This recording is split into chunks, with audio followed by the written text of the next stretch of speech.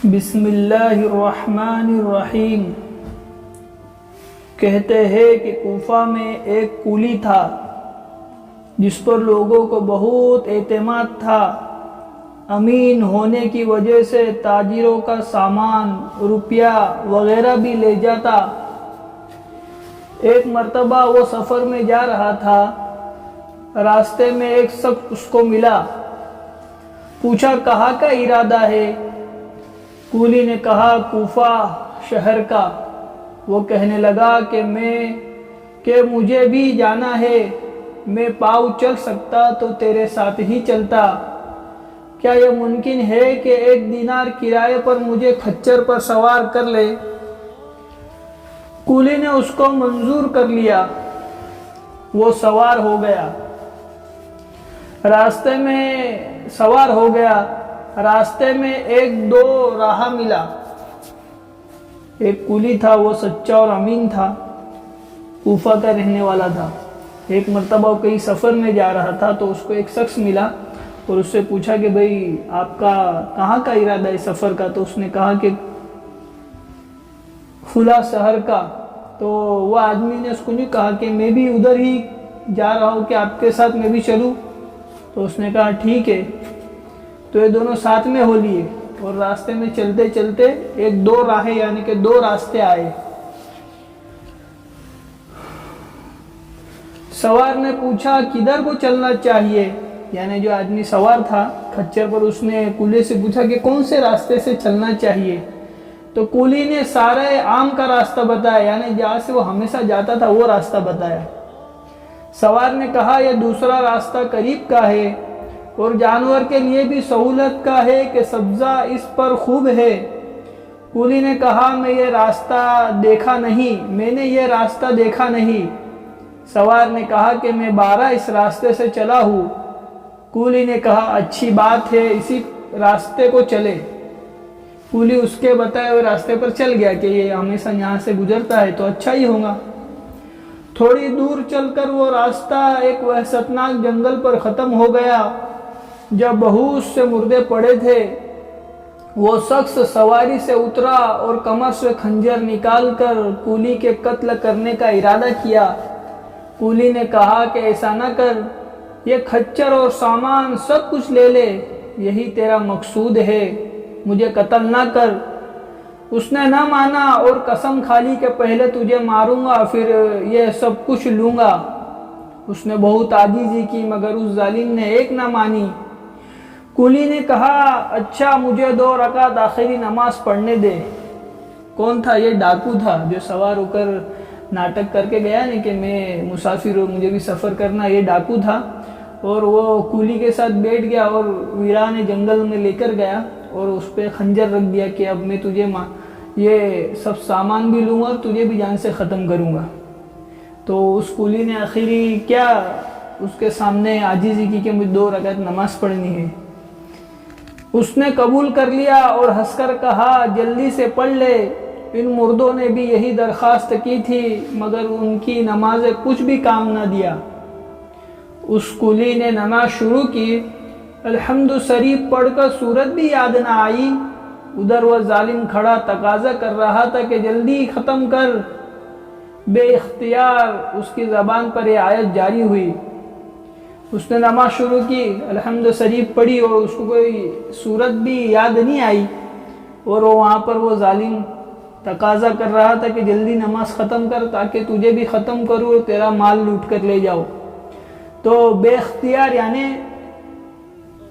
اس کولی کی زبان پر بے اختیاری طور پر ایک آیت، قرآن کریم کی ایک آیت ہے، وہ جاری ہوئی، امن یجیب المضطر اذا دعا۔ یہ پڑھ رہا تھا اور رو رہا تھا۔ ایک سوار نمودار ہوا جس کے سر پر چمکتا ہوا خود لوہی کی ٹوپی تھا۔ اس نے نیزہ مار کر اس ظالم کو ہلاک کر دیا۔ جس جگہ وہ ظالم مر کر گرا، آگ کے شعلے اس جگہ سے اٹھنے لگے۔ یہ نمازی بے اختیار سجدے میں گر گیا، اللہ کا شکر ادا کیا۔ نماز کے بعد اس سواری کی طرف دوڑا، اس سے پوچھا کہ خدا کا واسطہ اتنا بتا دو کہ تم کون ہو، کیسے آئے؟ اس نے کہا کہ میں امن یذیب المضطر کا غلام ہوں، یعنی جو آیت اس نے پڑھی نے وہ آیت کے اوپر اللہ نے ایک فرشتے کو رکھا تھا، وہ اس کا غلام تھا اس آیت کا، تو کہا میں اس آیت کا غلام ہوں، اب تو مامون ہو، جہاں چاہو جاؤ، یہ کہہ کر چلا گیا، یعنی اب تم آزاد ہو، جہاں جانا ہو جا سکتے ہو، یہ کہہ کر وہ سوار بھی چلا گیا۔ در حقیقت نماز ایسی ہی بڑی دولت ہے کہ اللہ کی رضا کے علاوہ دنیا کے مسائل بھی اکثر نجات کا سبب ہوتی ہے۔ نماز میں صرف دین کا فائدہ نہیں کہ اللہ کا حکم ہے تو پڑھنا چاہیے اور بہت سارے یعنی دین کے فائدے ہیں، نہیں، دنیا کے بھی فائدے بتائے۔ کیا لکھا ہے؟ نماز، در حقیقت نماز ایسی ہی بڑی دولت ہے کہ اللہ کی رضا کے علاوہ دنیا کے مسائل بھی اکثر نجات کا سبب ہوتے ہیں اور سکون قلب تو حاصل ہوتا ہی ہے۔ ابن سیرین رحمۃ اللہ علیہ کہتے ہیں کہ اگر مجھے جنت جانے میں اور 2 رکعت نماز پڑھنے میں اختیار دیا جائے تو میں 2 رکعت نماز ہی کو اختیار کروں گا۔ کیا فرمایا؟ ایک اللہ والے حضرت ابن سیرین رحمۃ اللہ علیہ، انہوں نے یوں فرمایا کہ اگر مجھے 2 رکعت جنت میں جانے کا آپشن دیا جائے اور دوسرا آپشن دیا جائے کہ 2 رکعت نماز، تو میں 2 رکعت نماز کو پسند کروں گا۔ کیوں ایسا کیا؟ آگے دیکھو، اس لیے کہ جنت میں جانا میری اپنی خوشی کے واسطے ہے اور 2 رکعت نماز میں میرے مالک کی رضا ہے۔ کیوں 2 رکعت نماز کو پسند کرتے؟ کہ جنت میں جانا میری اپنی خود کی خوشی کے لیے ہے اور 2 رکعت نماز کا اللہ کی رضامندی، تو 2 رکعت نماز کو پسند کرتے کہ اس میں اللہ کی رضامندی ہے۔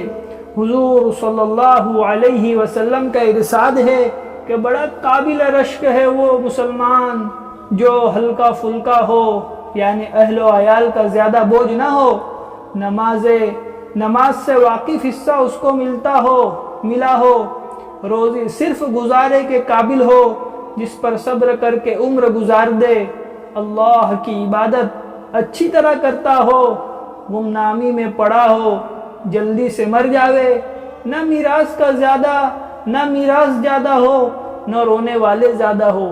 ہاں، اللہ کے نبی صلی اللہ علیہ وسلم نے کیا ارشاد فرمایا؟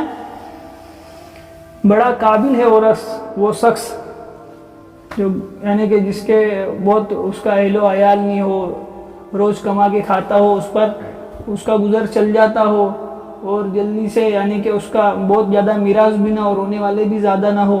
ایک حدیث میں آیا کہ اپنے گھر میں نماز کثرت سے پڑھا کرو، گھر کی خیر میں اضافہ ہوگا۔ کس میں اضافہ ہوگا؟ گھر کی خیر میں اضافہ ہوگا۔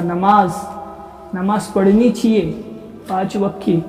میں خود بھی انشاءاللہ نیت کرتا ہوں کہ آج کی فجر سے انشاءاللہ موت کی شام تک 5 وقت کی نماز اس کی پابندی کے ساتھ پڑھوں گا۔